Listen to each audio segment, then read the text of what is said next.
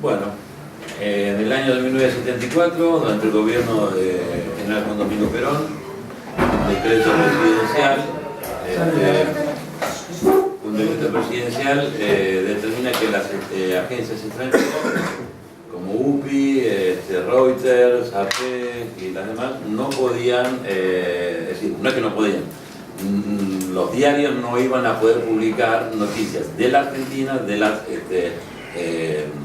agencias extranjeras, con lo cual se crea un mercado para una agencia de noticias nacional. Quizá este es el puntapié inicial para que ustedes puedan encargarse del tramo que sigue. Bueno, según este episodio con lo que quieran. Sí, yo pensaba hacer el nexo con él y después me parece que él engancha lo de noticias. No, bueno, está buena realmente esta reunión que armó Julio, realmente lo de Córdoba fue extraordinario para nosotros, por parte de nuestra, no solamente de nuestra historia fotográfica, sino de nuestra vida, qué sé yo, ¿no? Son fotos que han trascendido y que, bueno, realmente ponerlas en contexto y que estuviesen algunos de los personajes que trabajaron en esa época fue muy interesante.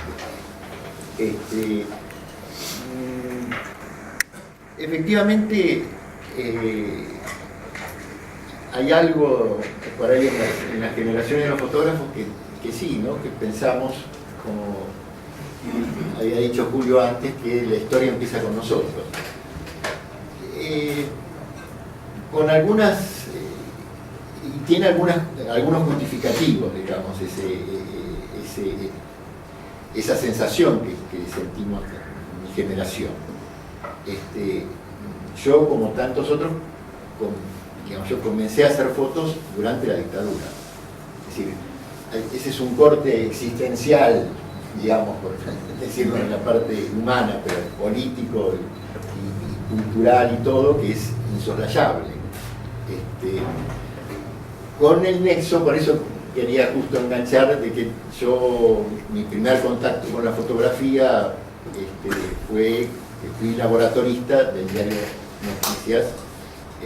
Es más, entré antes que llegara Carlitos, porque se tardó unos días, yo había armado un laboratorio, yo jamás había trabajado en laboratorio, tenía 19 años, y nada, y aprendí eso, pero bueno, son épocas, efectivamente son años, y en mi caso fueron 3 meses, 4 meses que estuve trabajando ahí, pero trabajaba algunos días, 15 horas, estaba metido en un laboratorio sin aire acondicionado durante el verano,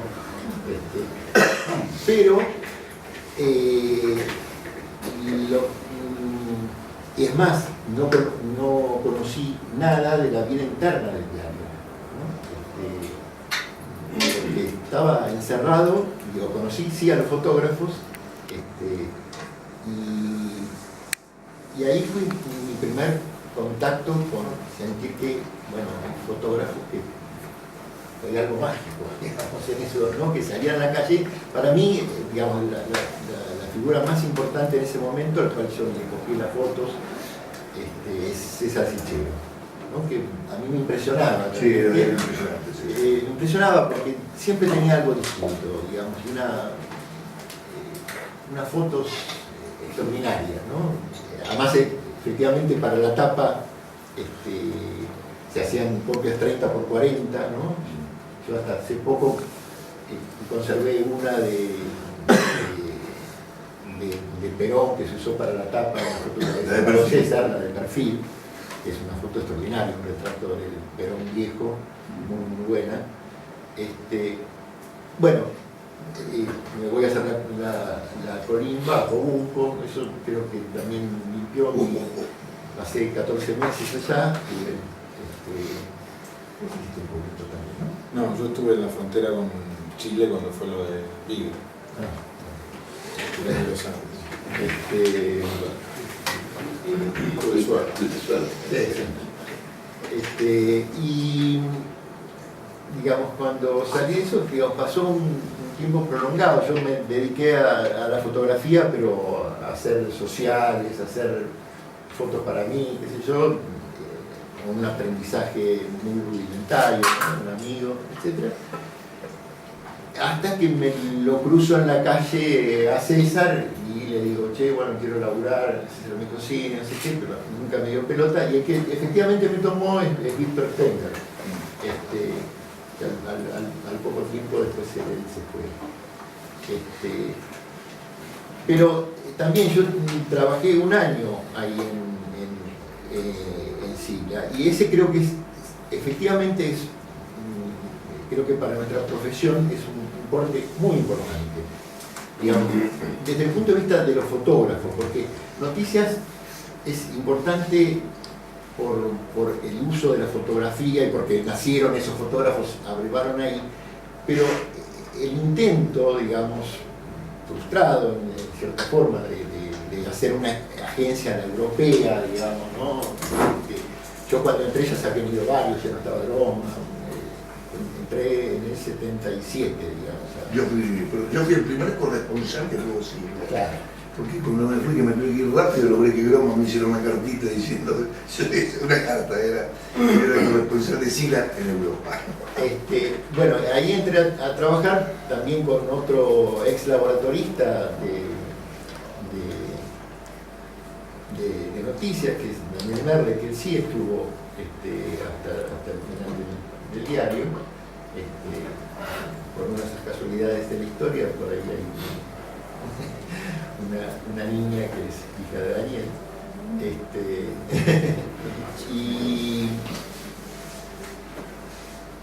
Y realmente fue muy fuerte la experiencia esa, pues la verdad que yo desconocía, yo no sabía qué era lo que había que fotografiar.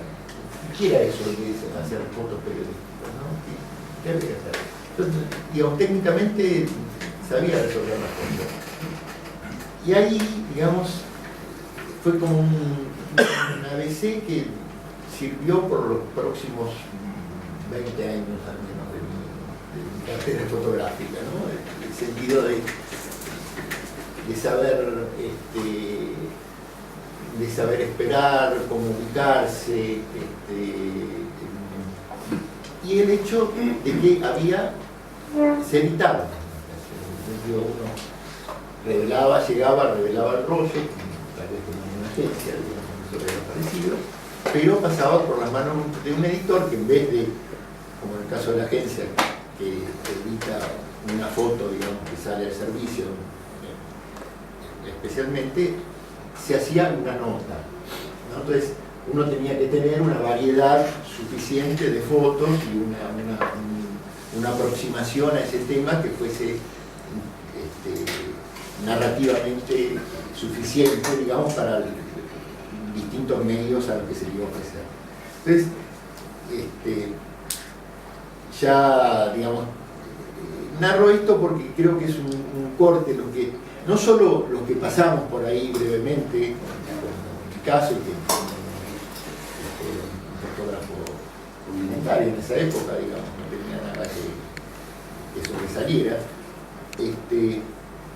pero sí porque, bueno, por de pronto justamente hacían deportes en la Sigla y tuvo que cambiar el gráfico, nada más por las fotos, pues estuvieron a punto de contratarlos como agencia para que hicieran deporte.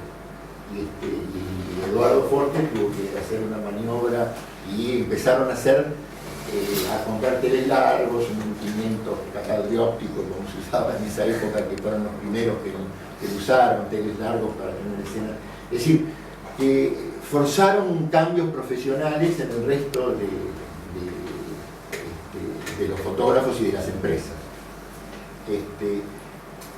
Y luego, digo, para terminar la parte puramente biográfica o anecdótica de mi carrera, digamos, yo entro a trabajar en Atlántida, que era yo tenía una sensación ambivalente porque sentía que como estaba en el corazón del monstruo, entonces no me iba a pasar nada, cosa que no sé por qué.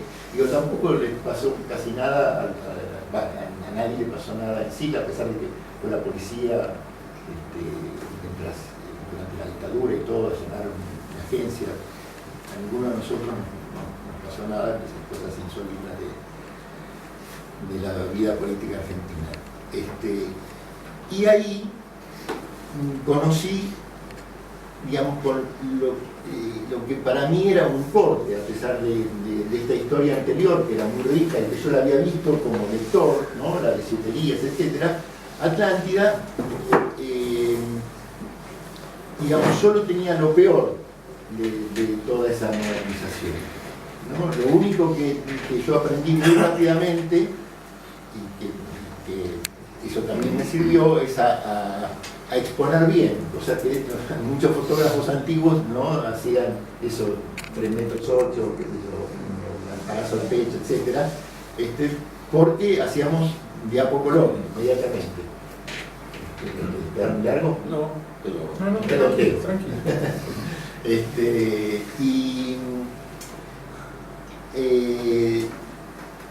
Y creo que, digamos, ahí hubo como un corte, porque digamos, el haber pasado, digamos, por un lugar donde se valorizaba el trabajo del fotógrafo, estar en un lugar que era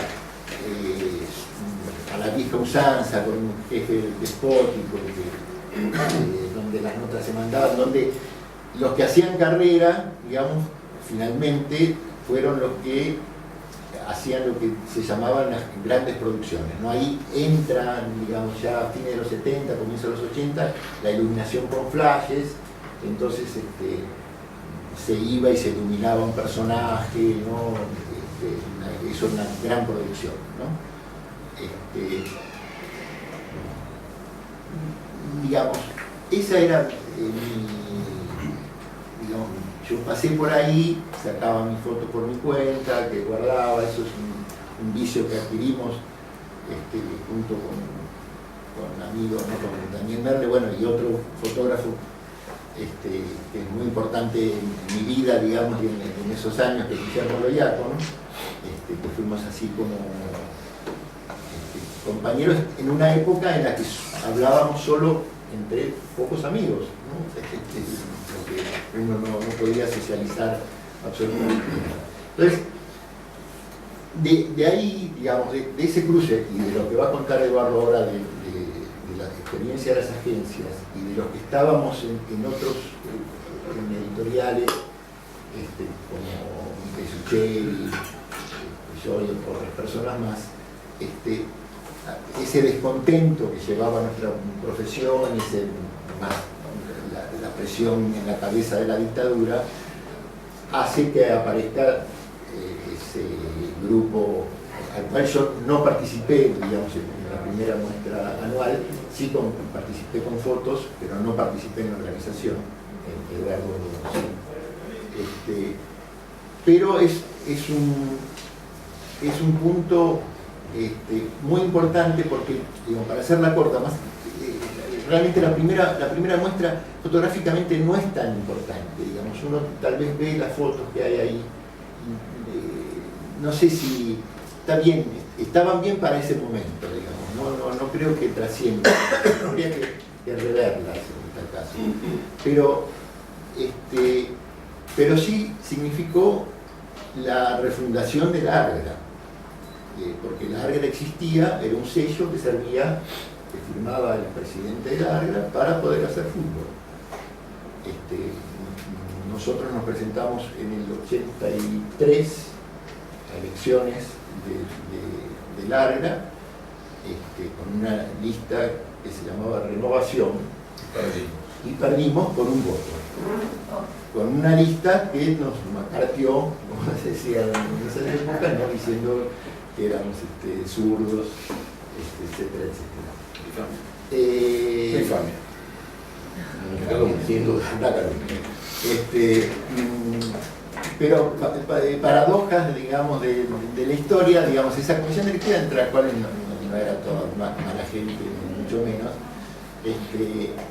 abandonó un lugar, porque, qué sé yo, había que tener ganas de reinventar, digamos, un lugar que lo único que hacía era firmar las credenciales. Y ahí empieza, digamos, y toma la Ágreda en sus manos el la muestra no. Que creo que es el hecho cultural fotográfico más importante y que cubre realmente los 80, con todas las limitaciones técnicas que significaba poder hacer una muestra en ese momento. Era pedirle al fotógrafo que las copiara en 30-40, las copias, las llevara, podía llevar una cantidad de fotos, ponerle un número de orden, porque no había edición, digamos, no se permitía, digamos, la edición, había una cuestión de principios, etc. Y eran súper populares las muestras, es decir, como son ahora, lo eran en ese momento. Por primera vez, nunca había ocurrido eso en la historia de la fotografía en general y de la fotografía documental en particular. Así que creo que, digamos, eso es lo que yo quería contar, porque no se producen grandes avances fotográficos, sino que se va sedimentando una generación, ¿no? la de que pertenezco, que bueno, nos vamos desarrollando como fotógrafos, vamos cubriendo y vamos dando importancia a nuestro material, al archivo, ¿no? Nos quedamos anonadados con las primeras historias, ¿no? de cómo se tiraban los archivos, ¿no? Cuando entré a trabajar a Atlántida me contaron, ¿no? que también en entrepiso y tiraban las placas de vidrio desde arriba una vez que decidieron vaciar el entrepiso ese para que los fotógrafos estuvieran ahí. Es decir, empezamos a darnos cuenta que había un valor en eso, y hay como un aprendizaje, y creo que bueno, con la democracia, con la muestra eso empieza a madurar, y la ARGRA en los 80 empieza a funcionar como algo más que firmar una credencial. Tal es así que, bueno, a fines de los 80, por primera vez, me acuerdo en el segundo encuentro que hubo acá, se habilitó lo de hacer una especie de lista de precios del trabajo del fotógrafo, y en esa época se había hecho una, que el promotor fue Guillermo Diácono, justamente. Sí, todas pequeñas cosas que llevaron. Y bueno, mi sueño era, la verdad, a pesar de que yo tenía una expertise como fotógrafo de revista, era trabajar en una agencia. Y tardé mucho tiempo. En Bimber me gustaron 3-4 años seguidos, hasta que este monstruo que está acá al lado me dijo que bueno, que sí, no sé, que reemplacé a alguien que se había ido, y ahí entré ya a mediados de los 80, y digo esto porque es muy importante, ahora lo va a contar Eduardo, es la aparición justamente, algo que yo había vivido en siglas, con el editor que te da una idea de la nota, es decir, que puede hablar con vos antes de ir a la nota también. Y los primeros editores fotográficos, bueno, Cuarterolo es, digamos, el fundador de esa estirpe, digamos, de esta forma, que es la figura del editor en agencia. Y creo que nuestra generación se vio comprometida, y es más, nos vimos impulsados, yo al menos no me ocurrió eso, recién en los años 90, a aceptar, en este caso fue mi amigo Daniel Merle que me dijo, venite conmigo, voy a Viva, qué sé yo, a asumir ese tipo de responsabilidad por la cual tanto habíamos abogado. Ahí, digamos, no quiero hacerla mucho más largo, también hay cosas para ver y discutir dentro de esta historia, porque, digamos, justamente hay una modernización que se produce con el dicho de la aparición de los editores en los grandes medios. En Clarín primero inmediatamente La Nación lo copia, y las revistas también empiezan a hacerlo de una u otra manera. Pero, salvo pequeños periodos, digamos, el periodo que tuvimos con Daniel en Viva, pudimos hacer algunas cosas, hay muchos fotógrafos que trabajaron con nosotros y que se lograron hacer algunas cosas, también fue yo creo que termina con una pasteurización de nuestro trabajo, ¿no? Al menos es una hipótesis que tengo sobre nuestro trabajo, ¿no? Es decir, que finalmente terminamos siendo piezas de un gran engranaje con una proliferación de que hubiese 50 editores, digamos, se pierde un poco esa idea del aprendizaje que podía haber, digamos, en un medio. Bueno, esta es una hipótesis que no quiero desarrollar demasiado ahora, pero que